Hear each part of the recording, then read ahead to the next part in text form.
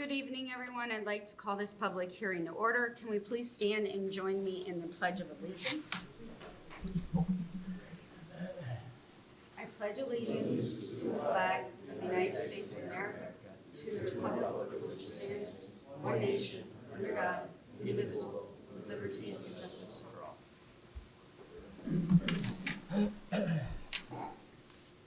Tonight's hearing is specifically focused on the tentative 2026 county budget. The purpose of this meeting is to hear public comments and questions related directly to the proposed budget, including revenues, expenditures, and financial priorities. To ensure we maintain an orderly and efficient meeting, we ask that all comments and questions remain limited to the budget. We appreciate everyone's cooperation and participation in helping us make informed, responsible financial decisions for Lackawanna County. I would like to thank everyone who has worked on the budget, and special thanks to Dave Bolzoni, our CFO, and Mary Jo Granahan, our budget director, along with my fellow commissioners for their time and effort spent on preparing the tentative 2026 budget. I would also like to thank Dunmore Community Center for allowing us to utilize their facility.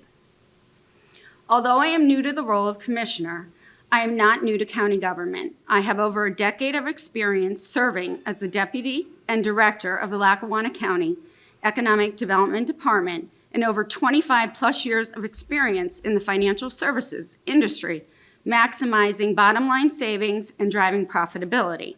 In my previous role in the county, the department administered hundreds of millions of dollars in grant funds that were utilized to help our residents and small businesses.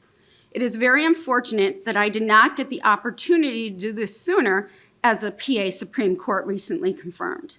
The 7 months my seat sat dormant were 7 months wasted at the county's expense in being able to govern itself, and Commissioner Gaughan has only himself to thank for that. With that being said, I have started a plan to continue carefully analyzing the tentative 2026 budget to discover new revenue opportunities and cost efficiencies, all while maintaining the high level of services our community deserves. Unfortunately, due to unforeseen circumstances, Dave Bolzoni, our CFO, is not able to make it here tonight. But if anyone has any questions or public comments, I will open the floor up to that, but please, again, limit them to the budget. May I say a few words before public comment? Thank you.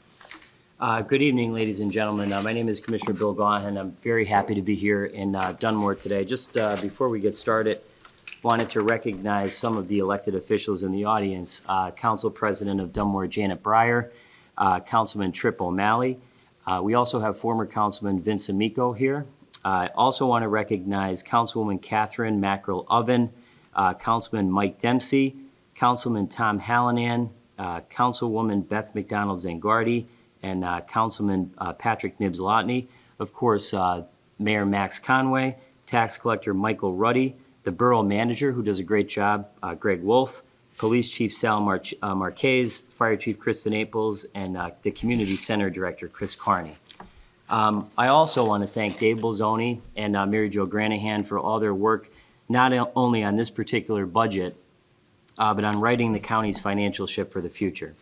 I want to emphasize, before we get into public comment, that this budget is not only about 2026, but it's about the long-term health of Lackawanna County's government. Consider the big picture that this budget reflects. Our goal, and my goal since last year when I took over, was financial stability, predictability, and sustainability, while maintaining crucial public services, often for our most vulnerable, youngest and oldest citizens, and ensuring that the county continues to play a major role in economic development, job creation, and improving the local quality of life. This budget, the 2026 preliminary budget, maintains the county's commitments while moving us steadfastly towards stability, sustainability, and predictability. I know that we're going to focus on the future tonight by talking about next year's budget, but that does require a bit of context regarding the past and the present. As you know, I was presented with an unfolding financial disaster upon taking office in January of 2024. That included $19 million in unpaid bills, a budget that purported to pay 13 months' worth of expenses with 12 months' worth of revenue, and a projected budget deficit of $37 million. And on top of that, the county was going to run out of money in 2024, literally run out of money. We were about as close to insolvency as you can get. So one of the first things that we did last year was to identify all of those major issues, both financially and operationally, and move quickly to rectify them. We asked for outside, independent financial expertise, and then we listened. The PFM group laid out an unvarnished assessment of the county's cash position and structural deficit, and the steps necessary to put us on a sustainable path. Those recommendations were not easy, and they certainly were not popular. They required us to tighten our belts, freeze discretionary hiring and spending at key moments, and prioritize core services. But they also gave us a plan, a roadmap out of crisis that we have followed step by step. So tonight, I'm proud to announce that we can present a balanced preliminary budget that does not raise taxes and that demonstrates that the hard work that we have put in and the incredibly difficult decisions we have made, including last year's tax increase, are indeed moving the county government towards stability, predictability, and sustainability. That is no accident. It's the product of a solid plan, honest accounting, and the hard work of county staff who tightened spending, found savings, and kept essential services up and running.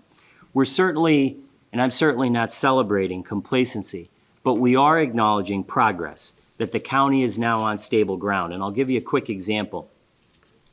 Last year when I took over, the county, their credit rating was in the tank. And every government gets a credit rating. And in that credit rating report, the credit rating agency looks at the outlook for the next year and down the road. And it can either be positive, negative, or stable. For a long time, the county's financial outlook was negative. And when it's negative, that is not good. That means it's going to cost you more money when you borrow, among a number of other different things. For the first time in recent memory, because of the steps that we made last year, the county's outlook is stable. Stable. We are on stable ground. We also have to remember that this is not just about revenue. For example, structural reforms to our healthcare administration have resulted in next year's originally projected healthcare increase of 9% being reduced by half to 4.5%. So not only do we have a balanced budget, not only do we have a budget with no tax increase, but we also have a budget with over a $500,000 surplus for the first time in a long time. Again, that doesn't happen by accident. It happens because of decisions that we made last year. Likewise, improved administration at the county prison has slashed overtime there and has created a path to keep it under control. Those are just a few examples of improved financial stewardship, but I also want to emphasize that we achieve those reforms without sacrificing county operations or progress.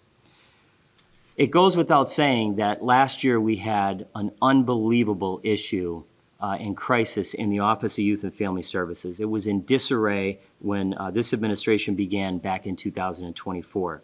It had a provisional state license, a massive case backlog, scores of vacant positions, and as a result, unfortunately, rock bottom morale. Today, the full state license has been restored. The case backlog has been slashed from well over 1,000 to under 100. Dozens of crucial caseworker positions have been filled, and retention rates have improved. Last year when we took over, there were a dozen or so caseworkers. I think there was 13. Today, we have over 50.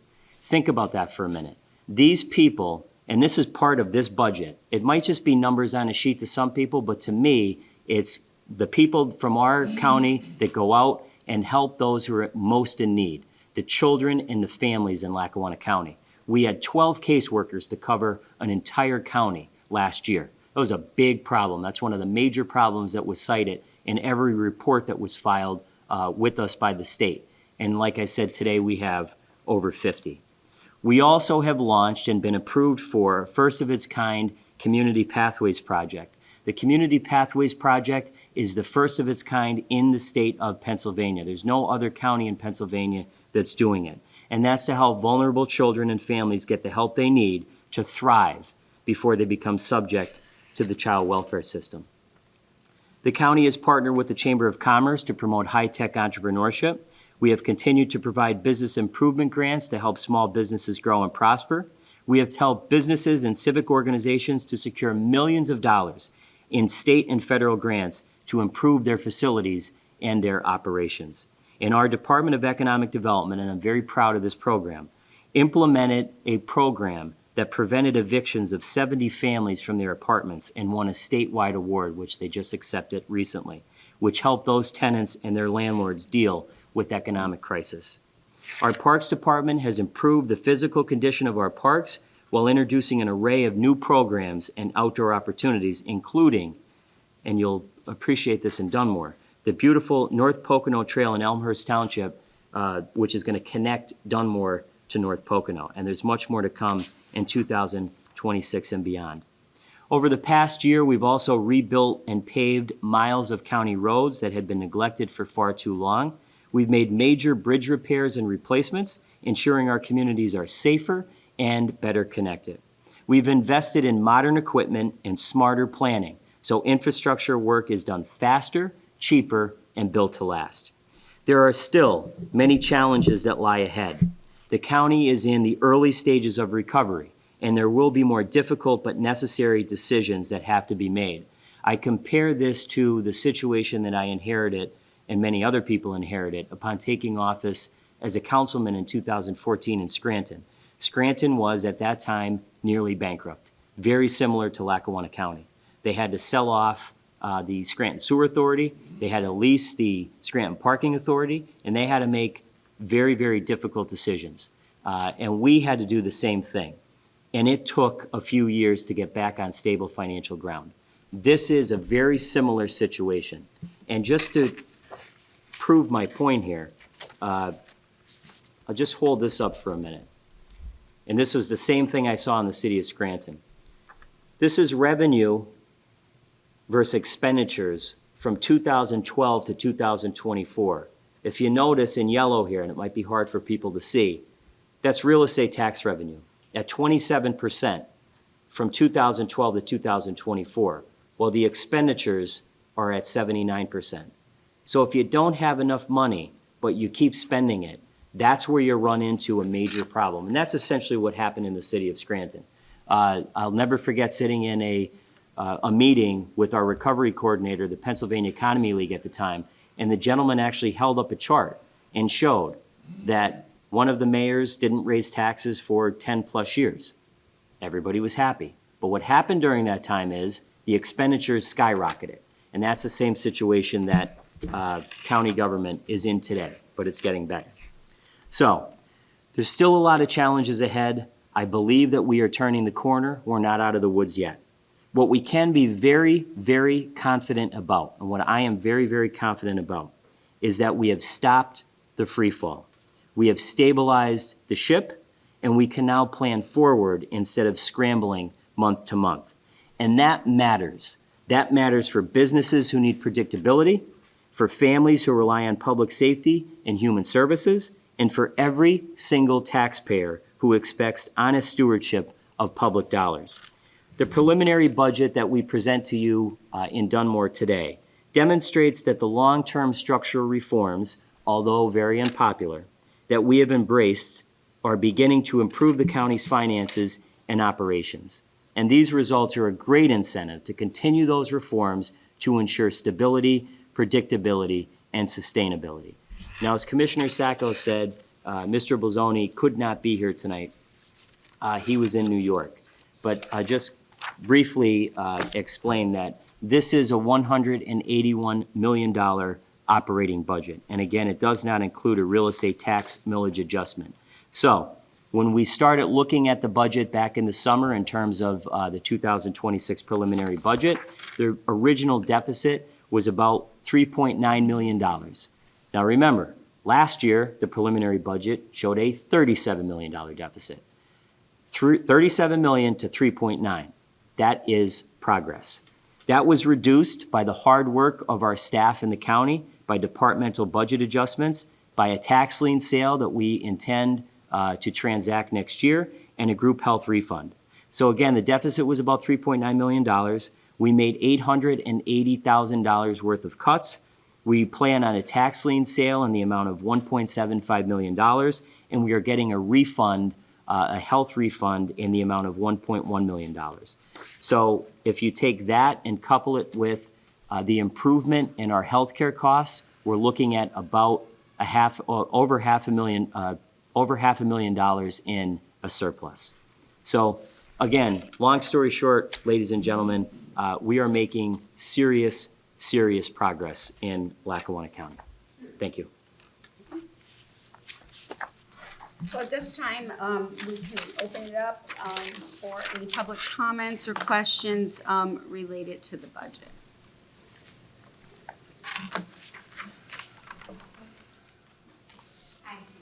Good evening. I had 3 questions tonight, or 3 items I wanted to talk about. The first was business improvement grants that you mentioned.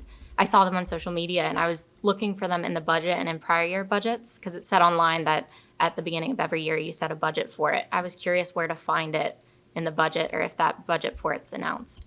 My second item is about collection rates. I looked at the 2022 and 2023 audit, and both of those showed an under 90% collection rate. And I tried to calculate 24 and 25, and they both showed under 90%. But then this year, it wasn't just stayed the same from last year, it was actually increased, I think, from, I'm gonna get the numbers wrong, but like 90.3 to 90.7. So I guess I'm curious, why are we not just even keeping it the same? Why are we increasing it if repeatedly we seem to be going under? And I might not have all the facts because I only have what's provided, but that's my second question. Because going into my third, when I looked at the budget, yes, we do have a $500,000 surplus in the general fund, which is great. But if my issue with number 2, if my concern there comes to be true, then we're going to be at a $3.5 million deficit. So definitely concerned there that we're overestimating that. The third issue is about fund balance. So when I looked at the budget overall, we're about $22 million surplus, which is great.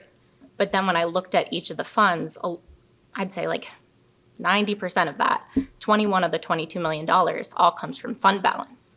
And when you looked at the fund balance in each of the funds, it's not just, so fund balance, from my understanding of it, is the assets that each fund has, and then you bring that in to balance each fund. But it looks like that's not what's going on. It looks like the entire fund balance is being brought into the budget and saying that it's a revenue. So it looks like we have a $22 million surplus overall, but really we have not a surplus at all. So I guess, and that's not a problem. Doesn't actually change anything in actuality, but I just feel like it might make us look like we're doing way better than we are by showing $22 million in surplus. It seems incredible. I don't know. I don't know if that's just a note that needs to be made, if it's being done properly with accounting wise, but it definitely gives off a different perspective. So those are my 3 questions. The first one's probably the only one that has a short answer. If you could just state your name Yeah. and your municipality, and then also we most certainly will Awesome. have Dave or Mary Jo address any of your questions. That's great. So we'll get your Yeah. your information for that. I'm a huge proponent of the business improvement grant.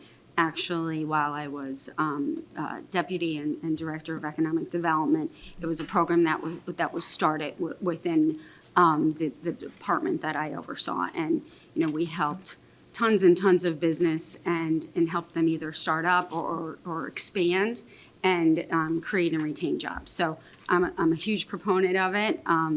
And again, we can most certainly get your information with Mary Jo, and we will get back to you. That's great. Thank you. My name is Amanda Sagona, Sagona, and I live in Taylor. This is just the one that I can make. So sorry, Dunmore. Okay, thank you. Thank you so much. Anyone else? My name is Janet Breyer. I live in Dunmore. I have a couple questions as well. When I first became a Dunmore Borough Councilwoman, I applied for a stamp grant with the state to bring PEL, the Pennsylvania Economic League, to assess our situation in Dunmore, because we also ran into like an $18 million debt when I first became a councilwoman. We did refinance our debt right away. That was one of the recommendations for PEL. We had done it before they came in to study us. But one of the main things that they promulgated was that we desperately need a reassessment in the county.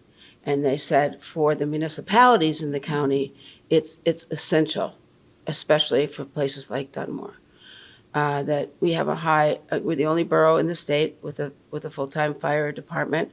We have a police department, DPW department. Our fire department goes to other municipalities because the volunteer fire folks, have kind of disappeared over the years. So, we have quite a few expenses, and that wasn't a recommendation. They were just saying that the best thing for us as a municipality and other municipalities in Lackawanna County would be reassessment. So we're very pro reassessment in Lackawanna County. I just wanted to know what your feelings were on it because you're new. And I also wanted to know if we have this proposed budget of $181 million, is it your intention, now that you two are the new majority, is it your intention to keep this budget, or are you going to change it? I mean, what are your plans for this budget? So your first, I guess, question about reassessment, I also believe that reassessment was necessary, hasn't been done in a very long time. But I also feel that the process just has to be fair and equitable and done properly, so that there's, we're not negatively impacting any one group or any individual. So from my standpoint, again, as you stated, I'm clearly not new to the county, but new to the role. And I'm looking at the reassessment and the evaluations at the moment. So at this point, I haven't had enough information. We haven't finished all of our appeals yet.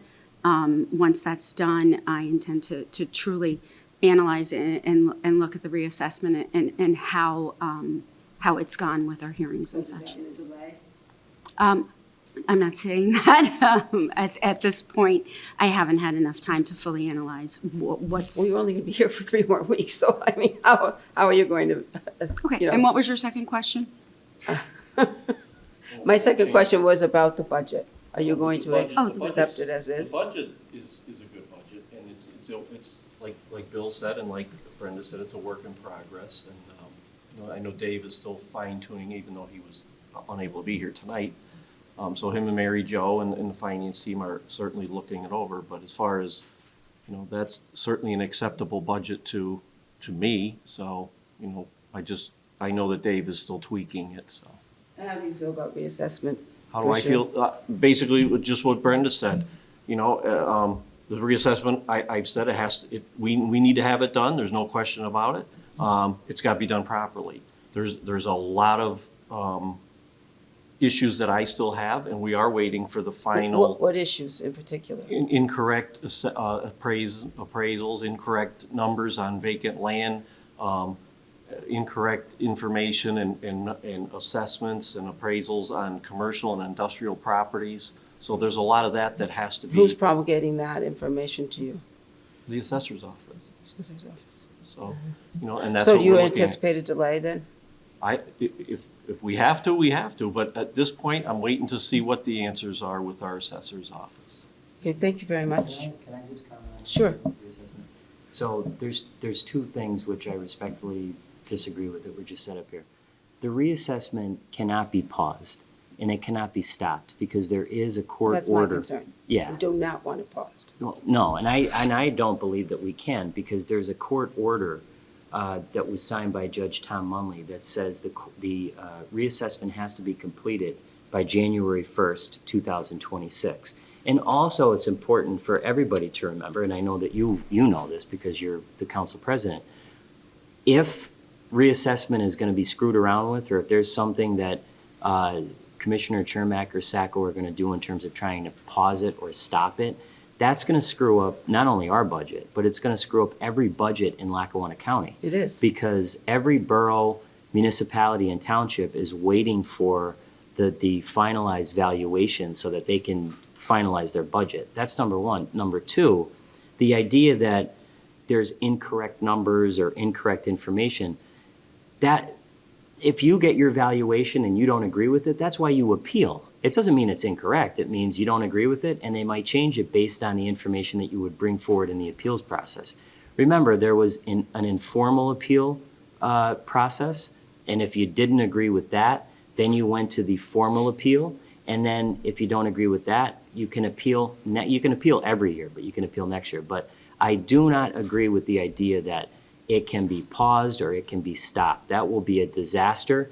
And if anybody's been paying attention in the media, the plaintiff's attorney for the group of taxpayers who actually sued Lackawanna County because there hasn't been a reassessment since 1968, she said the moment if it is paused, they'll be dragging us right back into court and asking us why it's being paused.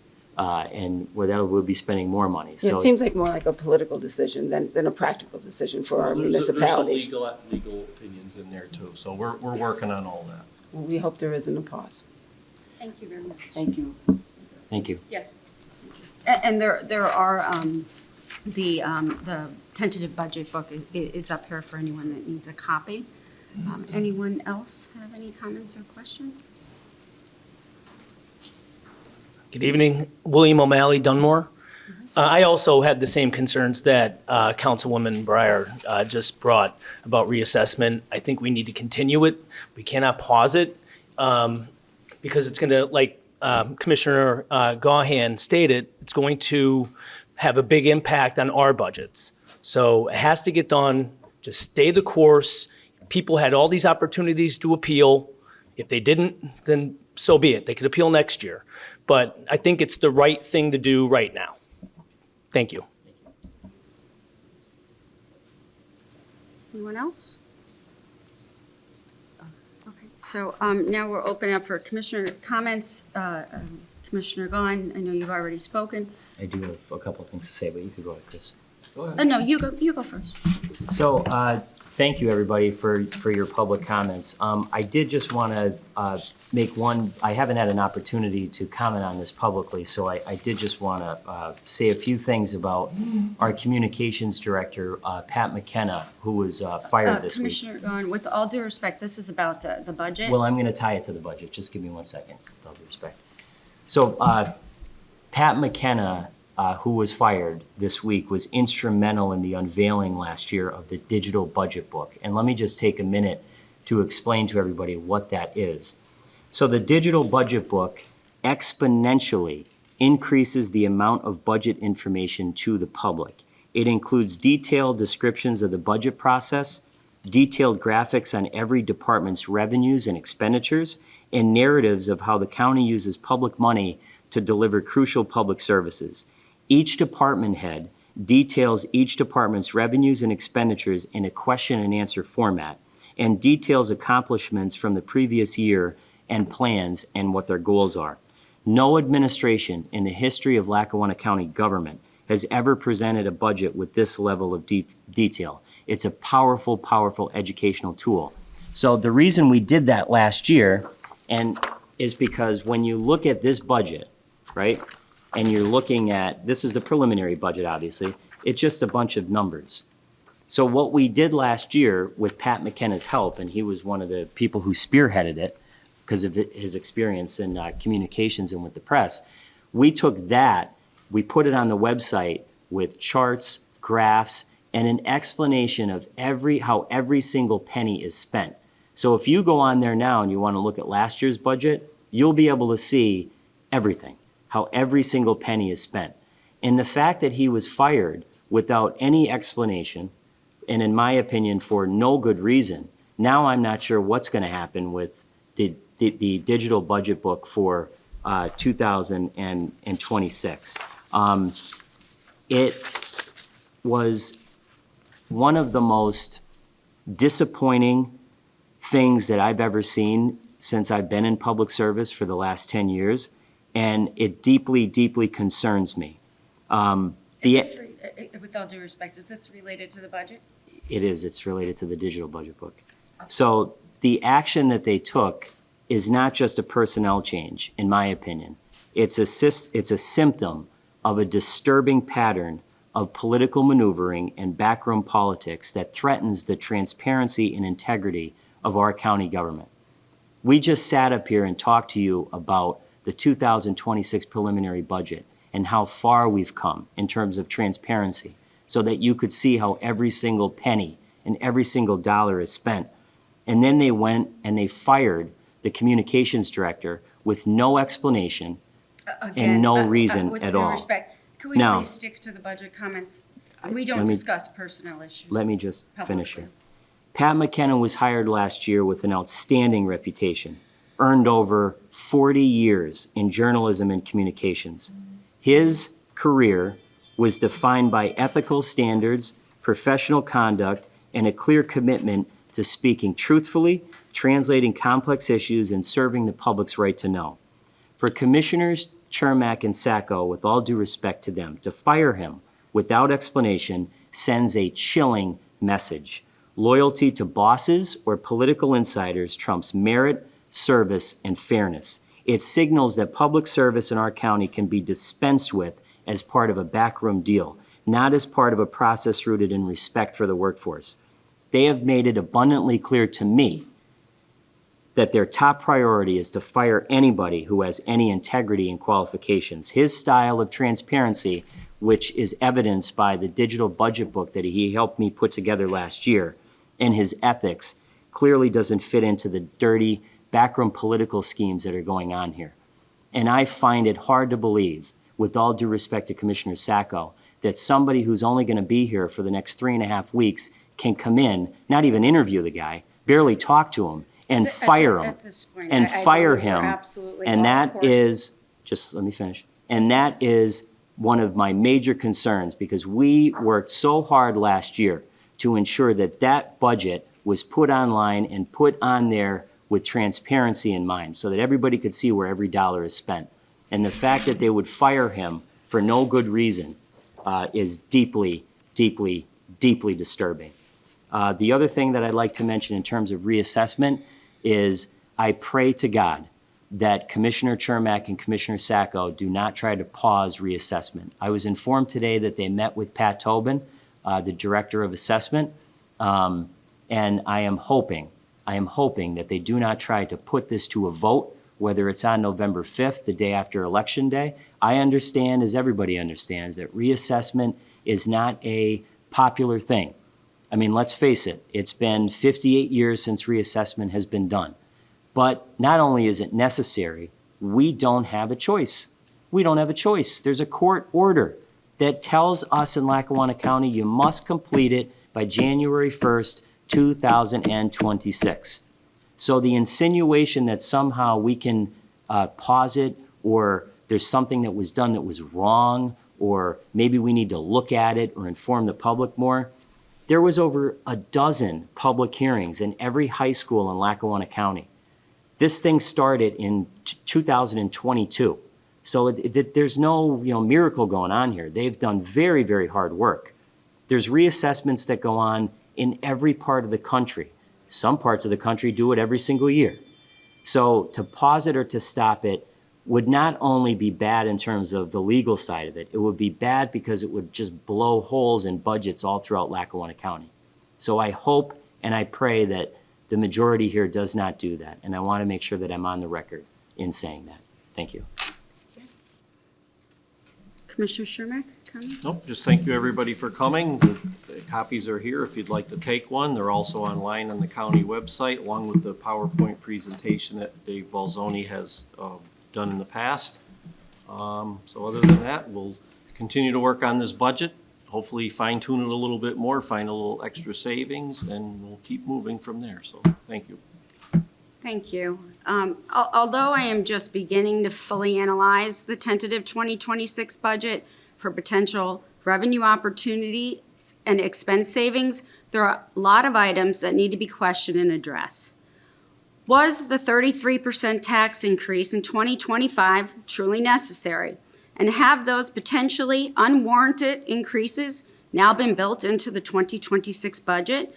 Additionally, did Commissioner Gaughan collaborate with our state legislators to explore opportunities for financial assistance? In my previous experience, leveraging state resources often provides valuable program funding and can help reduce the tax burden on residents. Some items contained in the 2026 tentative budget, which is up here, dated October 15th, 2025, that I intend to further analyze and investigate are the following. On page 7, Department Solicitor line items, legal, $130,000 was the 2025 budget. Estimated for 2025 spending is $317,000. In drilling down in the line item, there are payments to Myers, Breyer, and Kelly with an invoice description of legal fees, election matters, along with monthly attorney fees. Is this the same law firm whose partners or employees have been involved in supporting Commissioner Gaughan and the independent candidate Michael Cappellini's campaigns? On page 21, Department 320 OYFS, line item Professional Services Consultants. The budget in 2025 was $336,000, and it's estimated to be $2.1 million spent in 2025 and $3.3 million in 2026. In drilling down on this item, there are payments to Macareth Consulting that require further investigation. Page 34, Subdepartment 336, American Rescue Plan, $7.5 million going into the fund balance on page 33. This requires additional analysis. I plan on continuing to analyze the budget and hope to find additional items that could help lower the tax burden on our taxpayers. I would like to thank everyone for coming out tonight, and we will have another budget hearing tomorrow at 2 p.m. at the Throop Civic Center. This hearing is now adjourned, and I hope, it's adjourned. I hope everyone has a very good night. Oh, excuse me, I'd like to respond to those comments, The meeting's please. adjourned. I would just like to respectfully respond to that, please. I don't have to. I can answer almost all of those questions, and I think Mary Jo would be helpful too, our budget director who's in the audience. The line item that Commissioner Sacco is referring to that went over budget, we did question that during the budget hearings that Commissioner Chermak and I sat in with when there was only 2 commissioners. The reason for that is there was funds that were expended from that line item that was not supposed to be expended. They were taking money from out of there that was supposed to be being taken out of roads and bridges. Am I correct in that, Mary Jo? Yes, out of the solicitors, and we did move those. Right, and they did move those. So that, I can answer that question for you respectfully. So there's no hanky-panky going on here at all, which is, I think, what you're insinuating. The second thing that I'd like to respond to respectfully in terms of the 33% tax increase, it's clear to me that Commissioner Sacco does not fully understand how county budgets work. I do. With all due respect, I do. Let me just finish. The reason we had to raise taxes 33% is because we started off 2024 with a $37 million structural deficit. And we took that structural deficit and we eliminated 90 positions. We eliminated an entire department, the health department, and we made structural changes to the healthcare. Even after that, you're still left with, at that point, I think, $31 million deficit. So you have to be able to raise the revenue. Every county in Pennsylvania has this problem, but not every county in Pennsylvania goes 10 plus years without actually doing anything about it.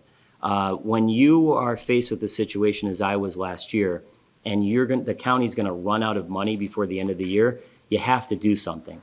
I've said this before multiple times. There is not a politician on the planet that goes into office and says, geez, I wanna raise taxes 33%.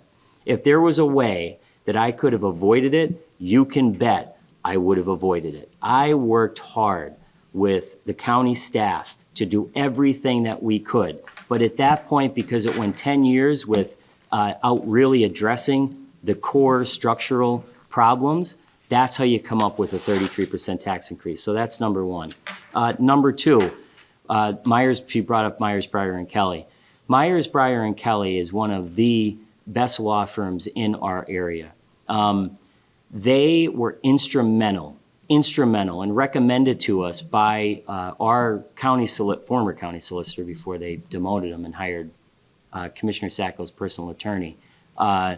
They were recommended to us by Don Frederickson. Why were they recommended to us? Because when we took office, we had an Office of Youth and Family Services that was about to go out of business. That means that the children and families in Lackawanna County would not have anybody to turn to. As I said in the opening remarks, we had 12 caseworkers. We now have 50. They were able to get us out of the health department that we didn't need, and then we took those employees and we put them into our new Community Pathways program, okay? Myers, Breyer, and Kelly had a long-standing engagement with Lackawanna County. We continued that engagement so that they could help us, and they did help us. We now have our state license back, and we are one of the leaders in child welfare, and that contract ran out when we no longer needed their services. Commissioner Sacco also mentioned, shockingly, because I don't think she knows what she's talking about, Macrith Consulting. We hired Bev Macrith in Lackawanna County last year to help us out of the crisis that we had in the Office of Youth and Family Services. Who is Bev Macrith? Bev Macrith was a caseworker in York County. She rose to head up the York County Office of Children and Youth. Then she was a state representative. Then she was the director of the Department of Human Services in the state of Pennsylvania under, I believe, Governor Ridge. And then when she was done with that, she went into a role where she would go around counties throughout Pennsylvania and help them turn around their Office of Youth and Family Services. She went down to Luzerne County a few years ago and almost single-handedly helped them get their license back and turn their Office of Youth and Family Services around. So what did we do? We hired Myers, Breyer, and Kelly and Bev Macrith, and they literally got, along with a lot of other people, the caseworkers and Carrie Browning, who's now the director, got us out of a hole that you could not imagine that we were in last year. And I have to thank them both because they did a wonderful job. It wasn't for anything else other than the children and the families in this county. And as I mentioned before, rather than sit up here and bloviate, I went out and I went out on the road with a caseworker last year. I put on a baseball hat and a pair of jeans. I went out with the caseworker and I went out into the homes. I saw the children. I saw the parents. I saw the abject poverty. That's why we hired Myers, Breyer, and Kelly, and that's why we hired Bev Macrith.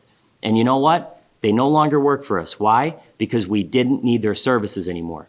They did what they were tasked with doing, which was to do a full analysis on the Department of Health, which, by the way, the last administration was, we need a Department of Health. We need a Department of Health. They came in and helped us do an analysis. Guess what we found? Not only did we not need a Department of Health, but it was going to cost us millions of dollars more in county taxpayer funds that we didn't have because we had a $37 million deficit. So we got rid of the Department of Health and we put those resources into children and youth. You know, I am absolutely floored to sit up here and to listen to Commissioner Sacco talk about the county budget when she is refusing to answer questions on whether or not she will step down after the election, which is a few days from now. They asked her point blank, and I asked her point blank at the last commissioners meeting, with all due respect, will you accept the results of the election on Tuesday? She said no comment. What does that tell you? What kind of fresh scheme do they have up their sleeves to be able to stay in power? Because it's not about me and it's not about you. It's about jobs, it's about contracts, and it's about board appointments. That doesn't matter to them. The hard work we put in last year, that's nonsense to them. What matters to them is how do we keep the power and keep our friends happy? That's the truth. I ran for office as a former teacher. I ran for office to help people. I didn't run for office to deny elections. I didn't run for office to take the vote and the voice away from the people. And I'll ask Commissioner Sacco again, since she's full of questions tonight. Will you accept the results of the election on Tuesday? And will you accept those results and step down when the election has been certified? I actually have a question for you. Did you meet with state legislators to see if they could potentially help with any of the gap that you talk about, the deficit for 2025? Did you have meetings with them to see if there was any funding opportunities that they could assist with? Well, I'll answer your question if you answer mine, but let me answer your. Well, my- yours is not related to the budget, Okay, so well- we're sticking on the budget. Well, So I'd like. I will, if I you will, would I will answer that. absolutely answer that question for you, absolutely. Commissioner Sacco must believe that the state has some bag of money someplace to fill a $37 million deficit. Does Commissioner Sacco understand that the state has not passed a budget? And actually here, That's the budget, I'm not referring to now wait, this year, I I'm would- referring to I the would- past, and I do have experience in collaborating I would like with to state respectfully- legislators I would because like- we were able to bring in and leverage I- funds from the state to actually be able to do many beneficial programs while I was there as director. I just don't want to be interrupted, and you can definitely respond. We have a letter here. Commissioner Sacco just asked me if I met with state officials to cover a $37 million budget deficit. What she doesn't, respectfully, what she does not understand is that every county in the state of Pennsylvania is in a similar position. We just happen to be way worse because past administrations never took the problem seriously and never did anything about it. So to go to a state representative and a state senator and say, hey, do you have a bag of money for me? When they haven't passed a budget, and we just got. Again, with all due respect, I'm not referring to the 2020. But I just, I'm referring to just let me 25. finish, let me finish, please. We got a letter from Uri Munson, who is the Secretary of the Budget of the Commonwealth of Pennsylvania. Specifically for Lackawanna County, the budget passed by the House would provide more than $43 million in state and federal funding this fiscal year. Again, let me just make this final point. I think that she's insinuating that somehow I could have went to a state senator or a state representative and they would have wrote us a check for $37 million. Let's say they wrote us, let's say they wrote us a check for $1 million, right? That's $1 million then that you don't have the next year. Are they gonna write a check for every single county in Pennsylvania? Because we're all in the same position. What she's suggesting, with all due respect, is not realistic. It's not realistic, or else every county in the state of Pennsylvania would be doing it. The real question here is, will Commissioner Sacco accept the results of the election on Tuesday? Will she step down when the next commissioner has been duly elected and the election has been certified? I answered her question. She clearly will not answer my question because I believe that there is some scheme being concocted by her and her personal attorney, which she hired, who just happens to be our new solicitor, that they're going to try to either stop the election, they won't certify the results, God knows what they're going to do. But if I would have a lot of respect for Commissioner Sacco if she would sit up here tonight and say to the people of Dunmore and Lackawanna County, I will accept the results of the election. And when the new commissioner, whoever it is, who went out and campaigned across Lackawanna County and raised money, when that person is elected, whoever it is, that I will accept the results of the election. Not only will I accept them, but I will step down when the election is certified so that the new commissioner could take office. Because all due respect to Commissioner Sacco, she did not run for the office. She was under oath, saying to the court in Lackawanna County, I don't want to run for special election because I have to give up my state job in which I make about $80,000 a year. There's not enough time, and so I can't do it. That's a respectable answer. I respect that. Then turns around 2 or 3 weeks later, resigns the job, and takes an appointment which theoretically will only last a few weeks. So what is going on here? What is the deal? We all know deals happen in Lackawanna County. What fresh deal, what fresh scheme has been cooked up? Answer the question, and we can all go home happy that whoever the people elect will be seated here going forward in Lackawanna County. I will respond to the point that there is no deal. I followed the home rule charter process. I should have been here approximately 8 months ago, and I'm going to leave it at that. That's the question. I'm not addressing those questions at a budget hearing.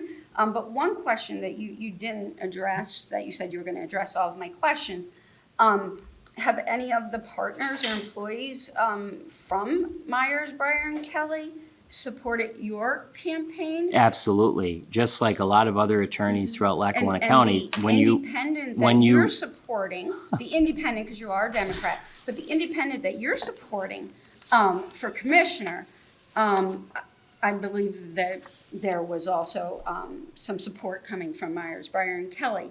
And I know you had endorsed an independent as well. Now, Commissioner Sacco just said that we have to stick to the budget, yet she's trying to insinuate somehow that I've done something improper. She's never run a campaign before, so she wouldn't understand that when you run a campaign, you go out and you solicit funds from all sorts of people. I raised over $200,000. Most of that money was small donors. You can go, my campaign finance report is online, and it's available. It's a public document. But the real question here that they're trying to avoid is, will she accept the results of the election on Tuesday? Will she step down when that election has been certified? She still will not answer the question. It's an election. Shouldn't even be up to her whether she resigns or she's done. Everybody Okay, so at in this Lackawanna. point, I respectfully ask for order. Everybody, Are there any- well, let Do me you have any- finish. yeah, please Everybody finish in your Lackawanna comments. County knows, Janet Breyer, that is correct. That when you run for office and you get elected by the people, then you will take office. She cannot answer the question. That's the whole country, right. Either that or you just deny the election.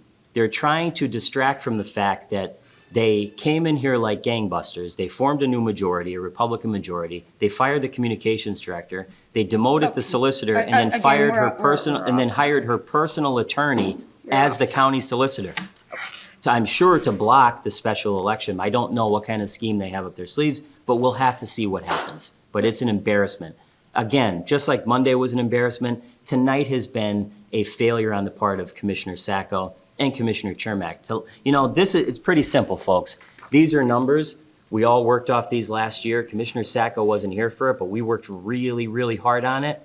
And again, she's trying to turn this into something that it should not be. The fact of the matter is, will she accept the results of the election? She can't answer that question. That's an embarrassment, not only to her, but to the residents of Lackawanna County. Thank you. Thank And you. everyone is entitled to their opinion. And again, I'd like to thank everyone for coming out.